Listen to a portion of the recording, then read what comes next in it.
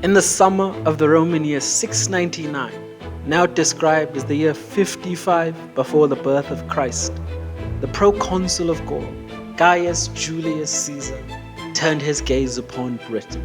That is Winston Churchill's marvelous introduction to his history of the English-speaking peoples. No historian would, nor ever has, appealed to such a length of time, nor indeed gestured at the landmass that is modern Swaziland in his account, or rather in the introduction to the narrative that is Swazi history. This is despite the clear archaeological record attesting to human settlement in the territory of modern Swaziland for millennia. So why is this the case? For me, the answer is fairly simple. There exists no teleological part between that random assemblage of people in the territory and what we conceive of today as the modern Swazi nation and people. That's because the embryo of Swazi history was carried in the blood of an Mbonguni clan that first enters the light of history, however dim that light might be initially, in the middle of the 18th century, starting out in southern Mozambique and then pushing across the Lubombo Mountains. But before we can turn our gaze to Mozambique, we must begin far to the north, in the river valleys and highlands of Central Africa, where the first great movements of African peoples took place. These people are called the Bantu, which in a number of African languages and dialects simply means peoples. In their great migration, they carried with them millet and sorghum, and a suite of other technologies and different ways of life. The iron hoe that cleared the forests, the spear that could cut and kill, the clay pot that preserved grain, and the homestead that brought kin together in a matrix of planting and herding and harvesting. Over centuries they moved south, not in a single mass, but in a series of broken and braided movements. Adventure and simple accidents of history drove this migration. By the first they had crossed the Zambezi. By raft, by ford, by slow advance, through grasslands and rivers they spread. Somewhere between the Zambezi and the headwaters of the Limpopo River, the migrants ramified into two branches. One branch moved south and west into the interior and the highland. They would become the Soto, the ancestors of the Pedi, the Tswana, and the Basotho, mountain dwellers and herders of the open plateau. The other group pressed eastward, hugging the coastal plains and river valleys. They were known as the Nguni, and within this group they would fracture further. You would have the Ndungwanguni, who would give rise to the famous Zulus and their famed regiments.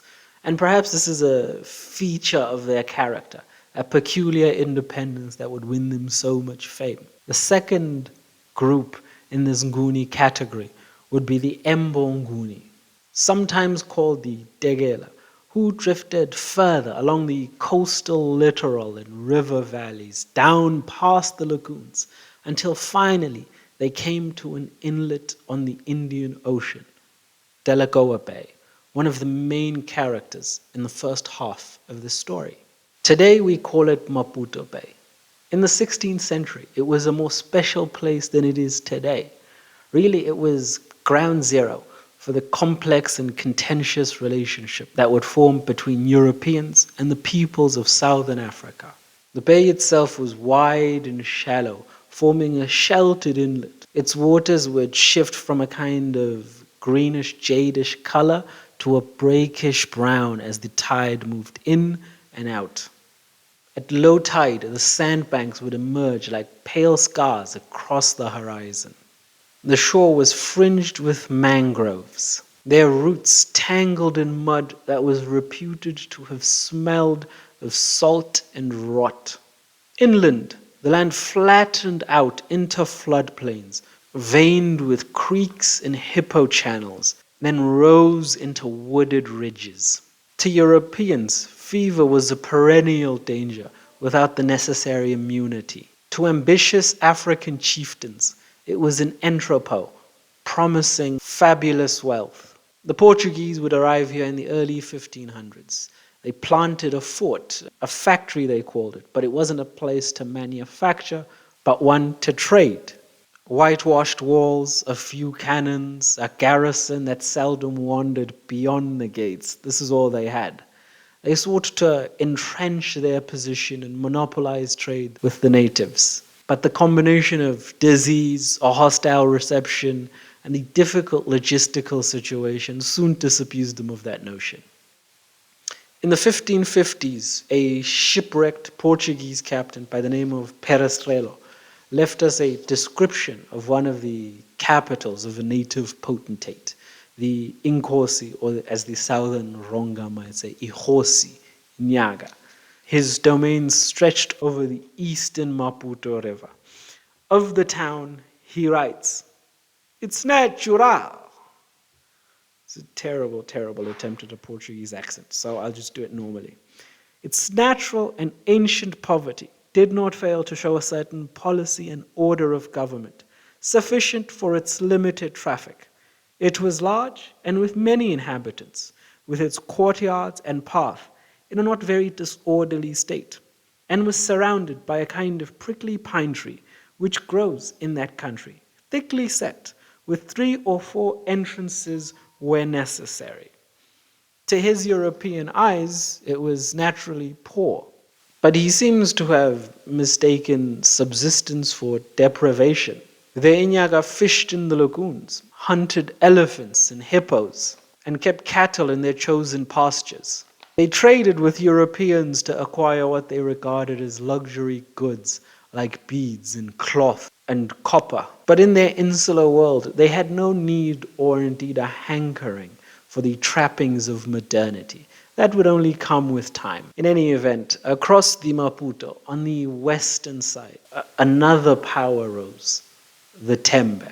The influence of the Tembe kingdom began at the mouth of the river, westward, right up until you get to the Lubombo, and southward towards the Lusutfu River.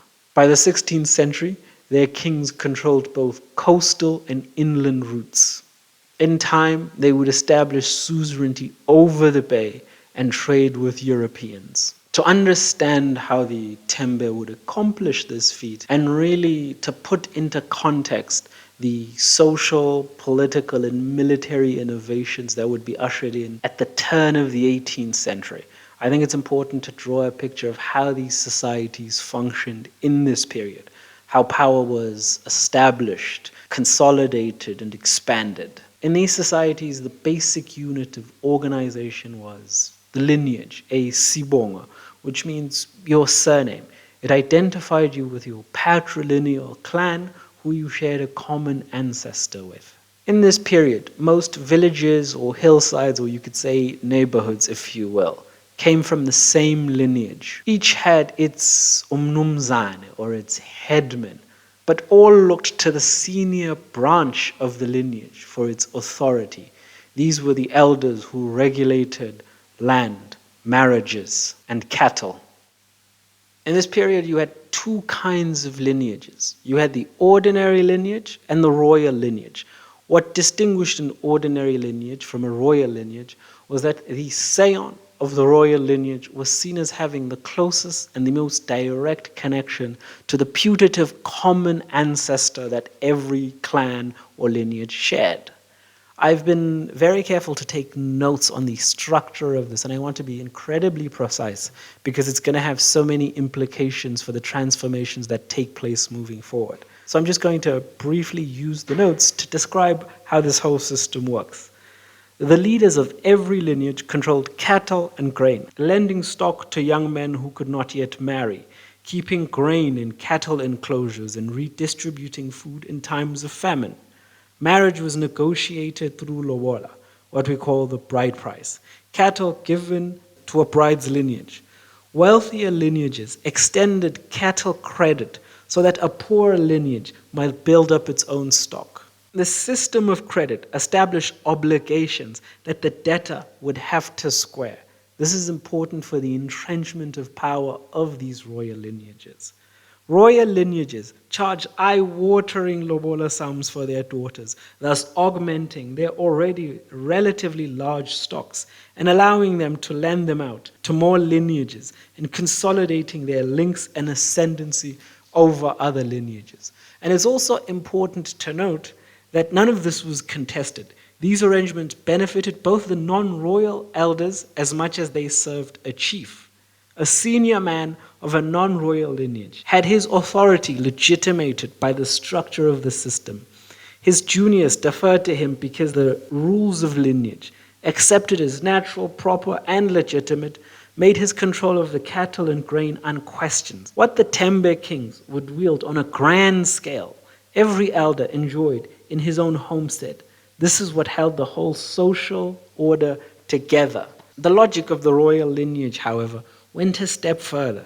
Their marriages reached further, tying them to other ruling houses and lineages and creating a clear ideological solidarity between the royal lineages. Even in times of great house conflict, the scion or son of a great house, when captured, was either in extremis killed or more commonly treated according to his station and ransomed or freed when the dispute had been resolved. The great houses also coordinated the ritual and hunting needs of society. When long-distance hunting and trade had to take place, it was the royal lineage that would dispatch men to kill elephants, thus allowing them to control the flow of ivory and decide what portion would reach the coast.